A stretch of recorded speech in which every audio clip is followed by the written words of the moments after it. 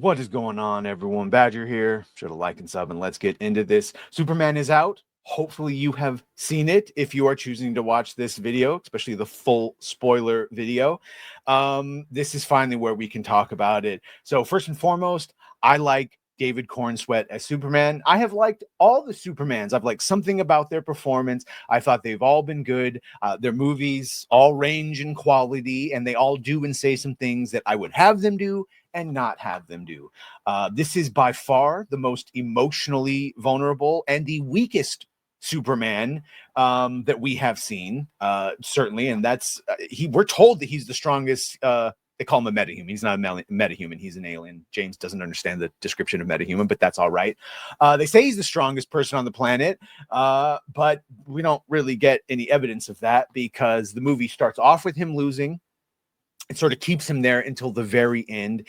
And we're given reasons for that, i.e. the main person he's fighting, Ultraman, is revealed, and we knew this, to be a clone of him, even though that's not how, just because it's a clone, he would not be stronger. So Lex just basically tells him he's dumber than you, but he's also stronger. Well, that's not how that works. That's not how that works, but I guess we're just supposed to accept it.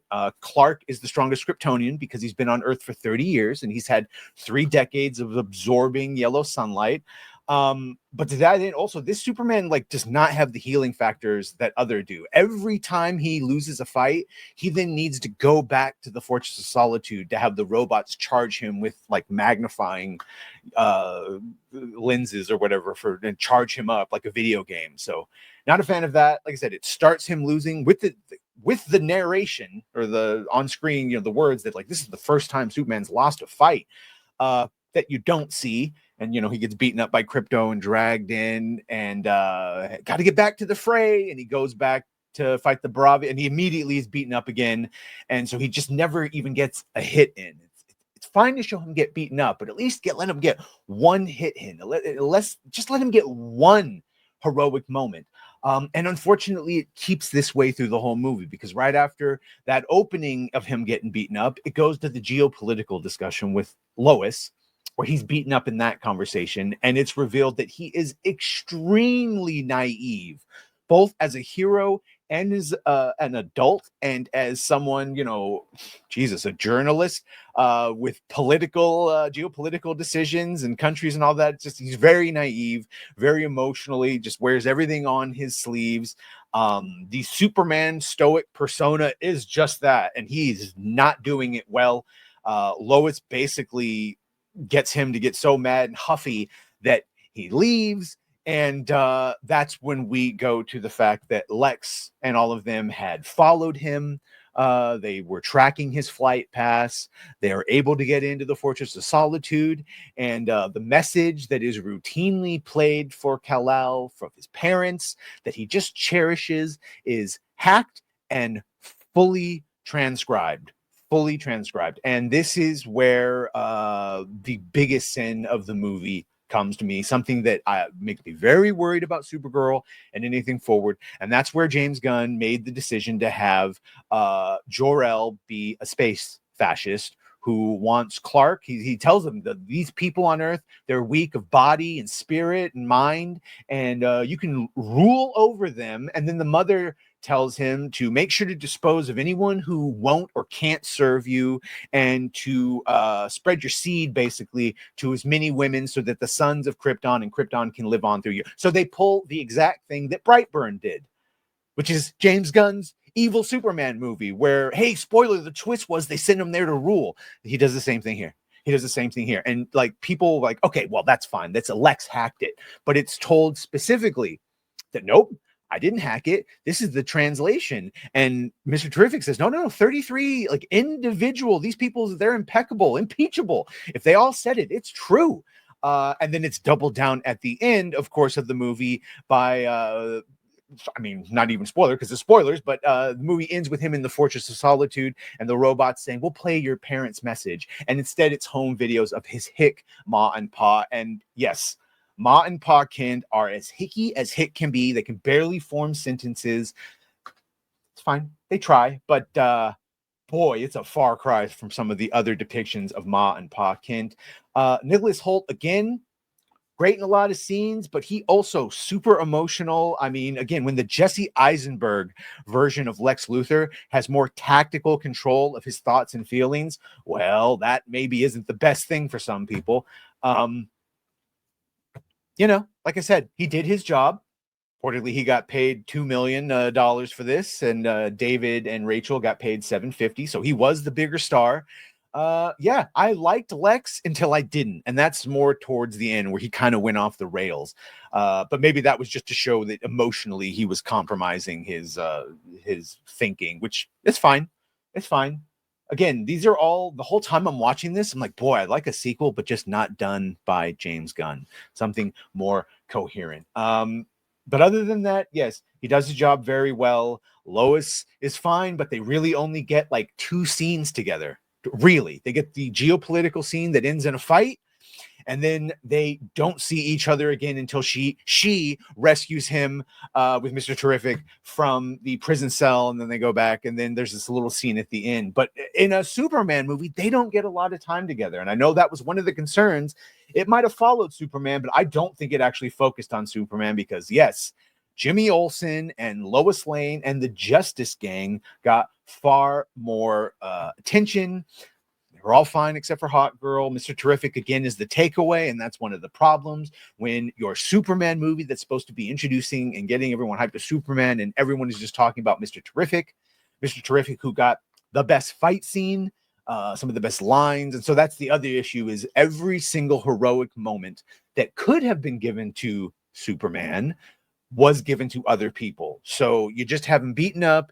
You have everyone else doing the heroic moments, except for him saving squirrels and shit.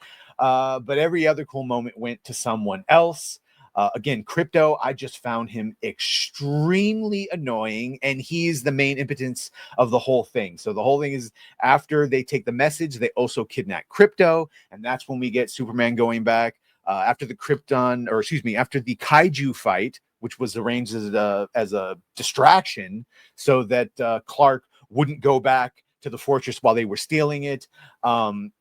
Lex immediately has it on the news, and everyone immediately turns on him. They play the parents' message saying "take over," and the mother saying that kill anyone that can't serve you. And so, yeah, that gets an arrest warrant.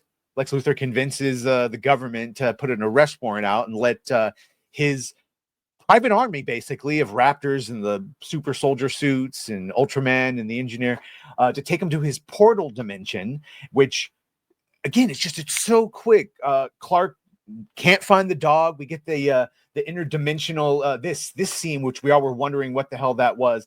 And he goes, "Oh, that's just a dimensional imp. They've got that." And you see the Justice Gang in the background, where he says, "I wasn't even helping them. I was out looking for the dog, but I can't find it.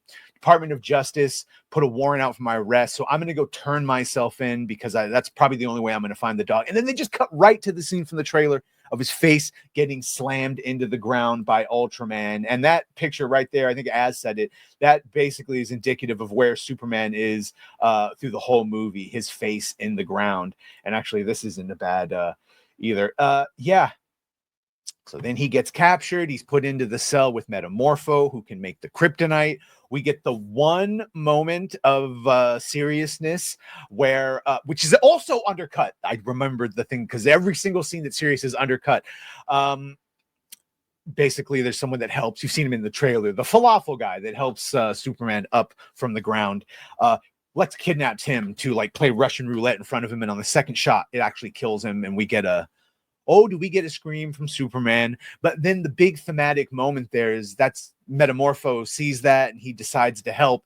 And instead of the big epic moment, where he makes the sun in his hands or something comparable and Superman gets all charged up, again, it's a joke of the people next, like, "Oh, they're doing something. You're not going to get my credit for telling basically Lex Daddy that the bad guys are escaping."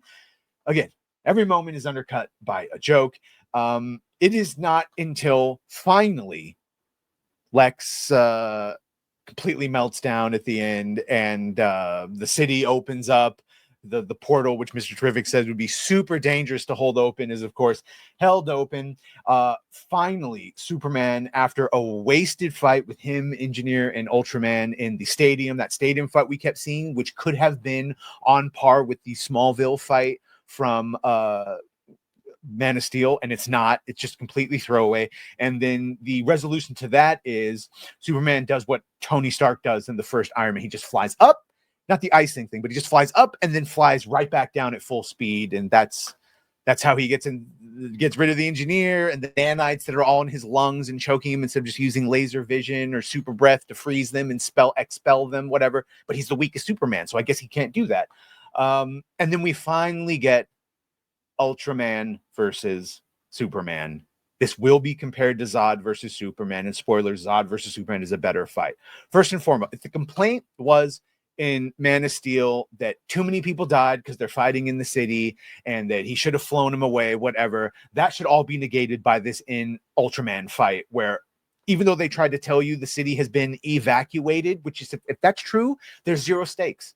There's zero stakes because no one's going to get hurt. Who cares? Just property damage, and who cares about property damage at this point? So the overcorrection from having people possibly be hurt by collateral damage in the first one just leads to a weightless fight at the end. The choreography is not the same. Finally, the cameras are messed up, and so Superman can fight Ultraman without Lex, video game controlling him, and he gets some wins in, and then he punches him, and he flips him. He sees a bus coming, sees a black hole. Now, I know what black holes do to things. I think, unless you really do think you get trapped on the edge of the accretion disk, black holes kill you. And he, knowing this, knowingly flips over Ultraman so that he gets hit by the bus, and then while screaming, they go into the black hole. So as far as I'm concerned, Ultraman is dead or in a black hole. I know it's a comic and it's probably going to be a portal, but he didn't know that. So if you were complaining about Superman killing, we yet again have a scene where it could be inferred that he killed someone. And he also says euthanizing when talking about killing that kaiju. So this Superman didn't have a problem killing either, even if he says, oh boy shucks howdy and what the hey and all that stuff. So yeah, he finally gets a win at the end, but he had been so beaten up through the whole movie that just it felt hollow by the end of it. That's basically it. The biggest sin to me is the change to Kryptonian heritage. I absolutely hate that, despise that with all my passion. He's a fine Superman. I would love to see it in another movie where he could get more heroic beats, where they would actually focus on Superman and have that narrative through line be more than just like, man, when people say you can do things in comics and that was a comic. Yeah, but they always take the wrong things. Like, oh, you can't have their accurate costumes. That works in the comic, but it doesn't work in live action. Or fight scenes, that works in the... No. That can be translated. But what doesn't translate from a comic to live action is the leafing through it, where it's just like, this is a scene, and then all of a sudden it's another thing. No, and in a movie, you still need a narrative through line. And it can't just be Lex doesn't like Superman. Can't just be Lex doesn't like Superman. So, yeah, that's basically what it is. I've seen the movie twice. Possibly we'll be seeing it a third time. It's a 6 out of 10. I wanted to like it a lot more. And for the aforementioned reasons, the James Gunn humor at weird times, the other heroes getting more heroic moments, the Superman being beaten up for most of the movie, and then, yeah, I'm sorry, their stunt choreography, I just found the fighting weightless and the choreography to be bland and not memorable. I'll go back a billion times and watch Superman versus Zod, like the Christopher Reeve version, and also the Snyder Zod versus Superman, or the Smallville fight. That all to me is better than any fight that we got in this. Like even Superman doing his 360 laser, it just felt like an arcade against nameless raptor troops. It's like, okay, good, finally he's winning. So yeah, I didn't have it hopeful. I see people saying they cried during the kids raising the flag for Superman. I'm going to assume those were women, but that's fine. I'm glad. Normies are probably going to love this. Marvel fans are going to love it. James Gunn sycophant. Oh, they're going to be blowing it all day long. It's going to be the best thing ever. I really have no idea how this is going to turn out in the long run. We'll see. Holy hell. There we go. Didn't mean to go 15 minutes, but there it is. If you have any specific questions about this or, plot, anything like that, go ahead and ask in the comments and I will try to answer them to the best of my ability. Assume this one won't pop off immediately because some people aren't even seeing it until Saturday. But yeah, if you want to talk to me about spoiler stuff and you can't catch a stream, this will be the avenue to do it. So let me know what you think about all of this. Should have liked, share, and sub. If you have done that, thank you. If you're going to do that, thank you. And well, bye.